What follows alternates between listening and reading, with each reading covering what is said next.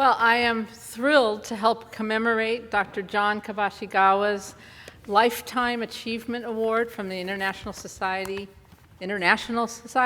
of Heart and Lung Transplantation, and to do it in a crowd of loving friends and colleagues makes this extra special for us today. We really are here to celebrate John's remarkable career in all aspects of clinical care, research, mentorship, and leadership.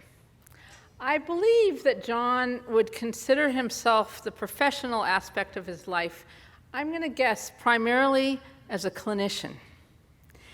He has taken care of, literally, I've calculated this, thousands of heart transplant patients. I don't think there's probably anybody in the world who has taken care or been involved in the care of so many transplant patients. And what's most remarkable is the combination he has of both dedication and advocacy for each individual patient, as well as all the tireless work he has done to establish and continue the growth of the largest heart transplant program in the country here at the Heart Institute at Cedars-Sinai Medical Center. Not only does he serve as the director of the Advanced Heart Disease section at Cedars, but he also, in that role, supervises and overviews not only transplantation, but mechanical circulatory support and advanced heart failure. I think he is, and I bet everyone in this room would agree, he is hugely responsible for what I think is a rare and deep collaborative spirit that we have at the Advanced Heart Disease Program at Cedars. His exceptionalism extends to his commitment not just to the patients at hand, but to pave the way for others to be successful. And he has done that as a mentor to dozens, I calculated that part too, of fellows and residents as well as young faculty. And many of these people, many, have gone on to in turn become their own academic leaders of transplant programs throughout the United States and throughout the world. I remember, speaking of mentorship, John supervised, I can't tell you how many years ago it was, but I was an intern and John was a cardiology fellow, and he supervised my first right heart catheterization. And it was late at night and everything. And man, I had to have those little blue towels just right. And I think that attention to detail he puts in everything he does and is so successful. And not only did he help me when I was an intern, but throughout the past 30 years, he's consistently provided for me and probably many people here, both professional and moral support, unwaveringly. Separate from all this clinical stuff I'm talking about, he really is a thought leader and been a pioneer in clinical research trials as well as collaboration with our basic science colleagues. His research accomplishments are awe-inspiring.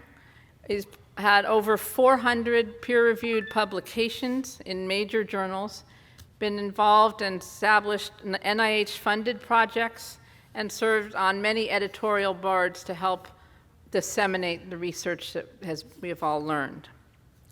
I think thinking about John's research and watching it develop over the past 30 years, I think the most remarkable part about his research, which I think is kind of special about what we do, is that many of his research projects have had almost immediate clinical impact and effect to improve clinical care for the transplant patients. I mean, for example, when he discovered the benefits of statins to the donor heart, to the recipient, that right away became part of our standard of care, which has persisted. Every immunosuppression trial has led to better and safer, more effective immunosuppression regimens. Patients who couldn't even be considered for transplant because they had so many antibodies in their system that would attack another heart. Now we can go after those and let these people have new lives and live many years longer. If you look at his CV and all that stuff, what you see, he has led many consensus conferences for multi-organ transplant, for immunosuppression, for antibody-mediated rejection, for frailty, for new donor allocation policy, all these things that extend way beyond the individual patient, way beyond our program, but to the medical community at large. And throughout all of this, he has always worked to strengthen and nurture the roles and partnership of nursing within the world of transplantation.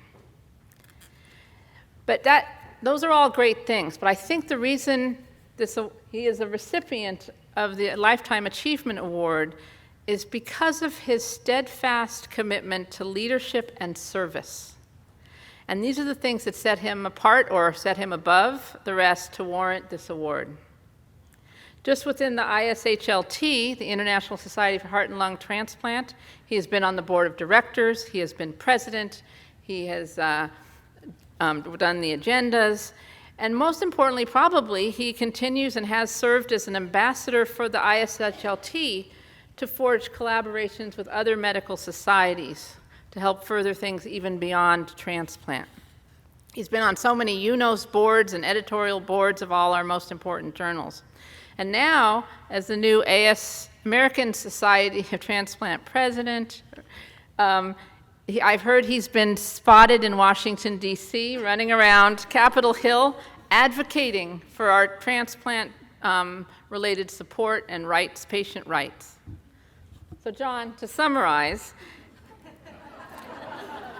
and I'm sure you haven't heard what the bribe's coming yet for my saying these things, but anyway, he has really been a true international leader in all aspects of transplantation. He's a personification of caring, dedication, leadership, and mentorship, and clearly an ideal candidate for this prestigious award. I do think, though, that the Lifetime Achievement Award may not be really that appropriate for Dr. Kobashigawa, as I suspect he's only just begun with a lot more to come. So I think I speak, John, for many people in this room and for myself and people everywhere. Thank you for being such a loyal mentor, colleague, and friend.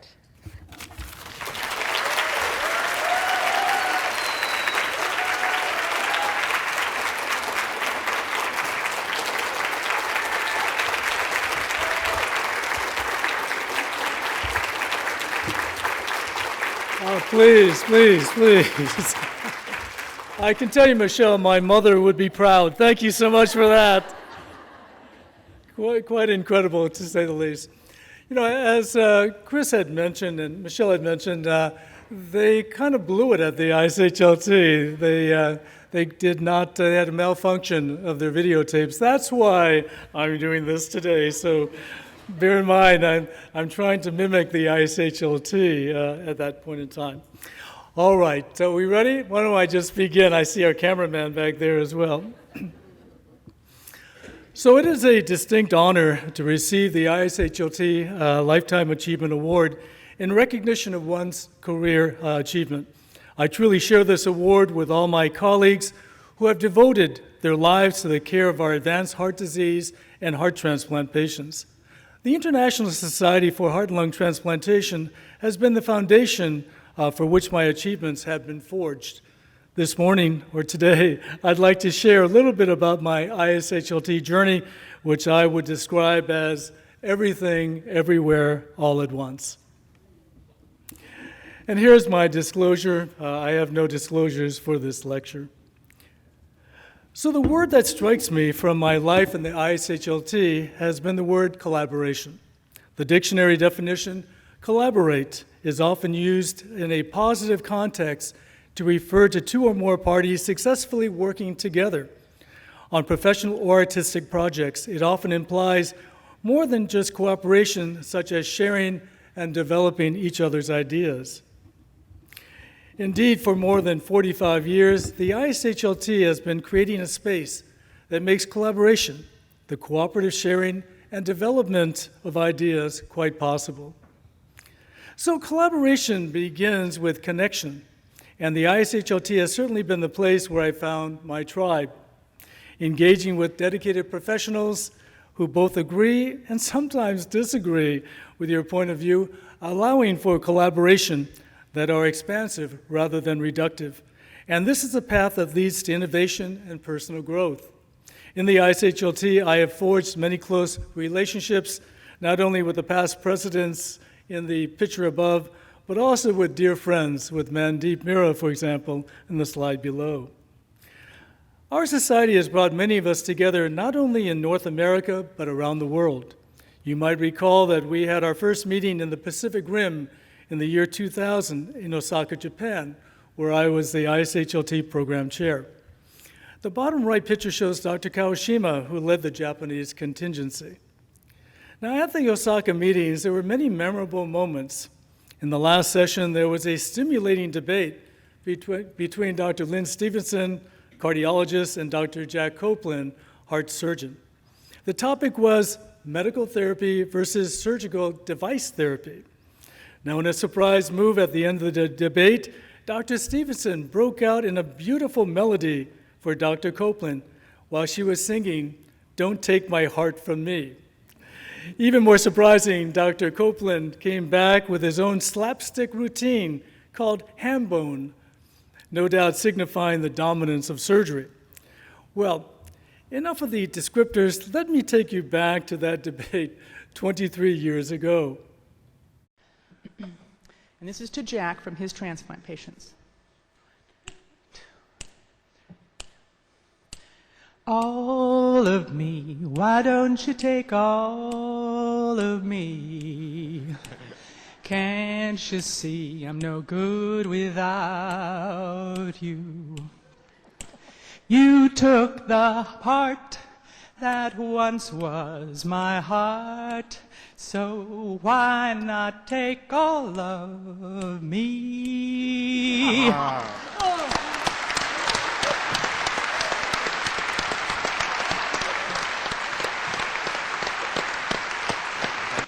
Does this microphone come off? No? You can carry it with you, Jack. Well, I just want to counter Lynn with a little song dedicated to medical therapy. Ham bone, where you been? Round the world I'm going again. Oh, God. Ham bone, where your wife? Round the corner shooting dice. Amazing memories, to say the least. So the ISHLT has been a place to connect with mentors and colleagues. You teach a little by what you say, you teach most by what you are.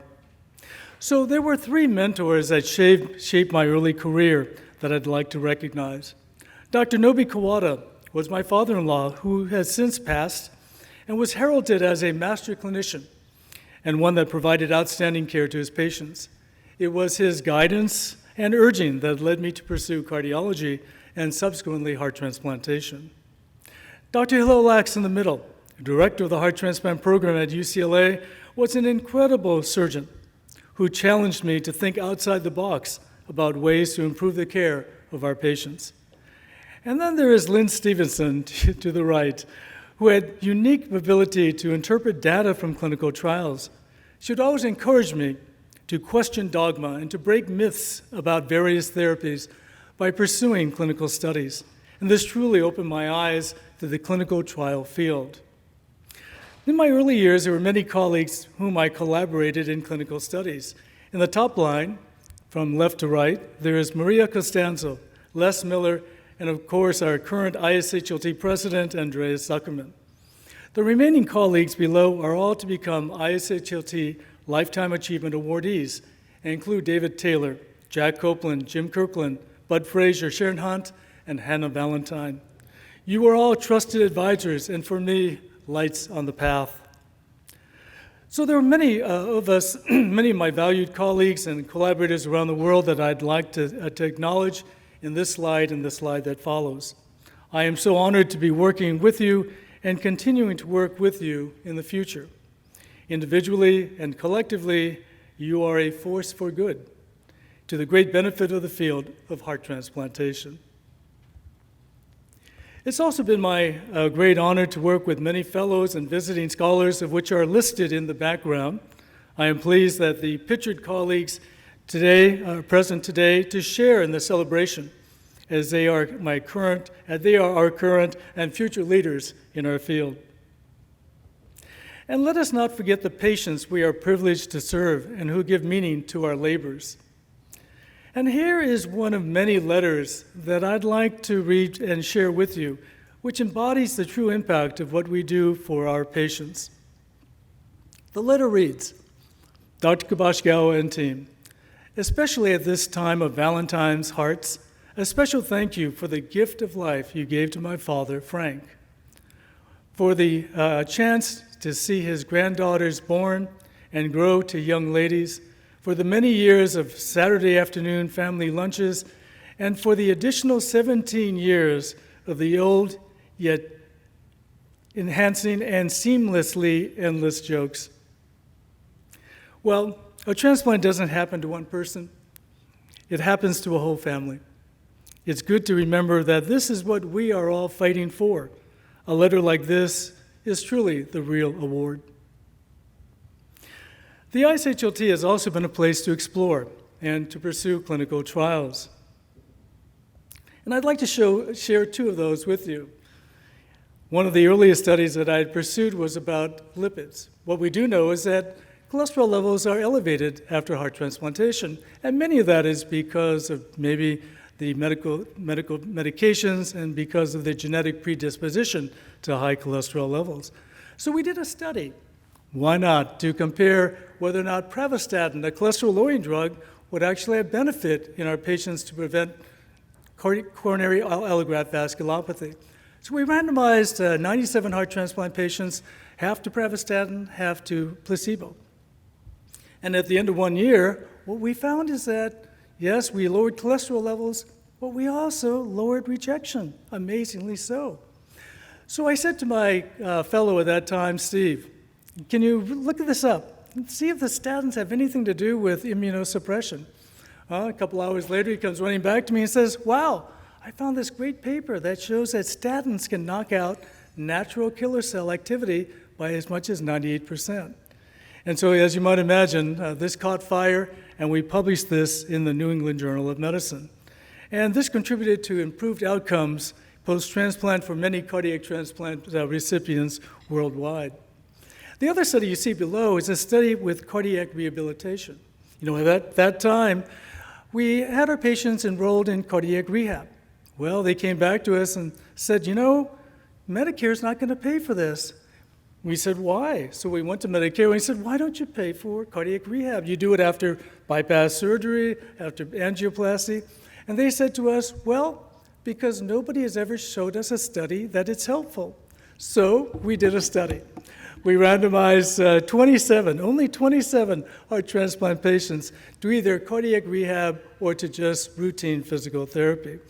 Well, at the end of the study, after 6 months, we demonstrated through the use of cardiopulmonary stress testing that we improved, exercise capacity. We improved the strength in terms of sit to stand. And basically, we improved the exercise time altogether. And so, as you might imagine, Medicare suddenly covered rehabilitation for all of our heart transplant patients, and we also published this in the New England Journal as well. Now, the benefit of clinical trials is clear when there is collaboration across the country and around the world. In this study that you see on the left is a multi-center trial in heart transplant published in 1998.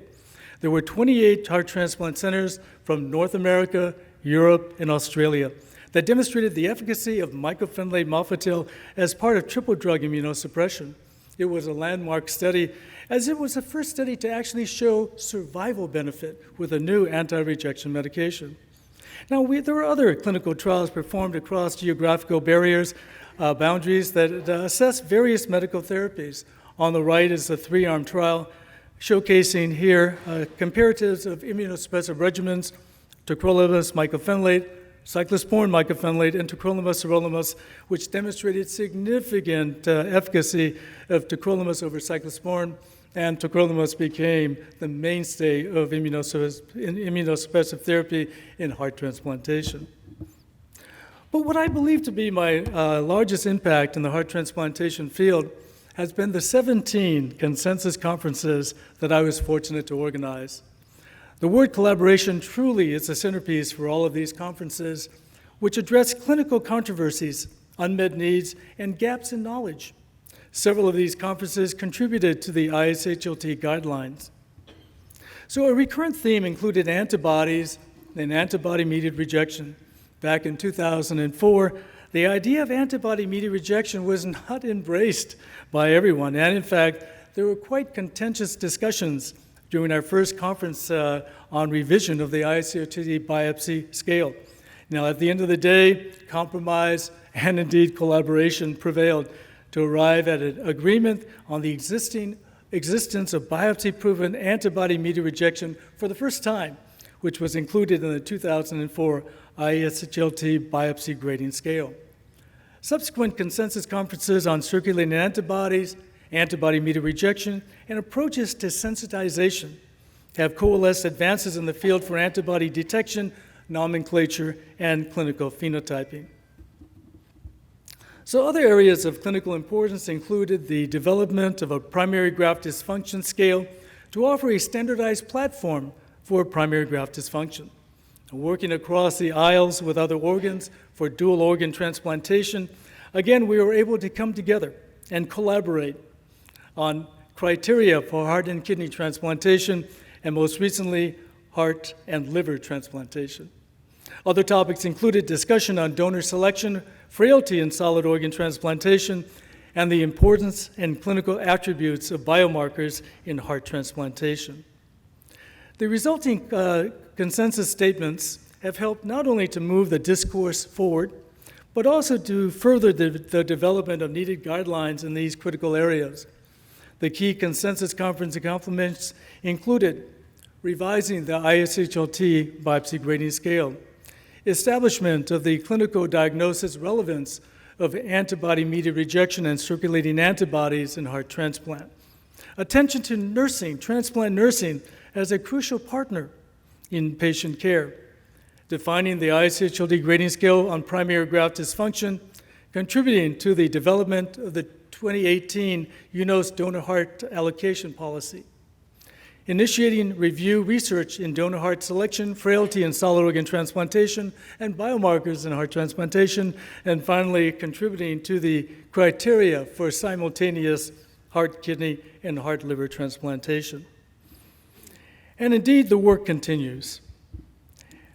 Prior to the ISHLT here in Denver, we had also organized a consensus conference titled The Emerging Understanding of Antibodies and Antibody-Mediated Rejection in Heart Transplantation.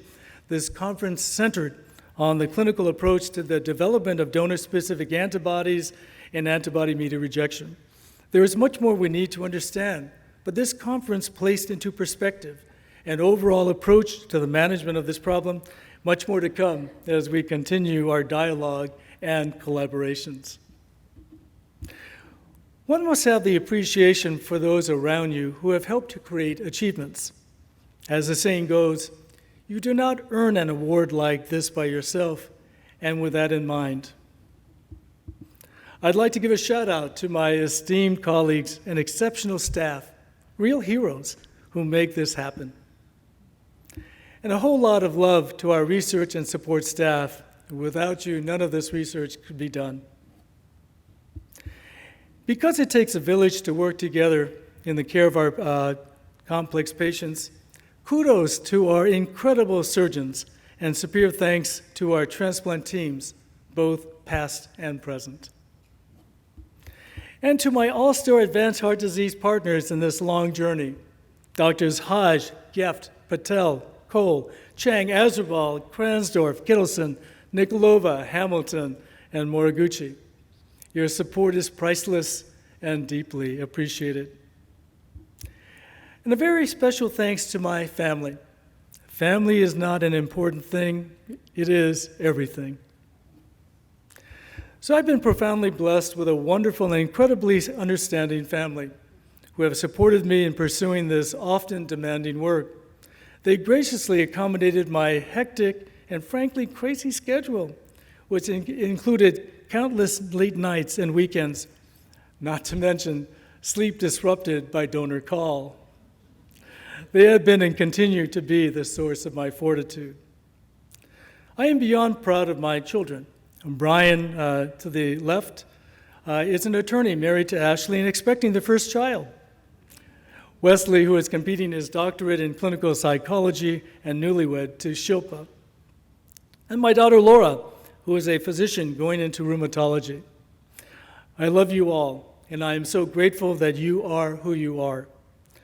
Though in truth, all the credit goes to my wife, Carol, who has been the anchor of our family with her gentle guidance, caring, and most of all, understanding.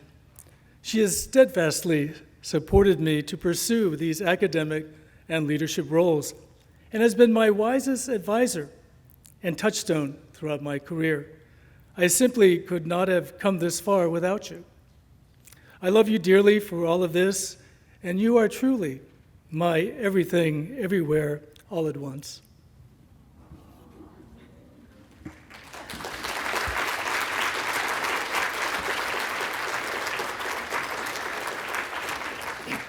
And finally, my heartfelt gratitude to those who have kept me moving forward all of these years. But both those who are here today and those who we have lost on the way. The ISHLT has certainly enabled me to find a tribe of people who have challenged and inspired me. Together, we have discussed and debated and forged common ground. Together, we have explored new ideas and pushed forward the science of our field. Together, we have advocated for our patients and community and let our voices be heard. And we have indeed collaborated in the best sense. Thank you so much for the Society for this great honor. Appreciate it.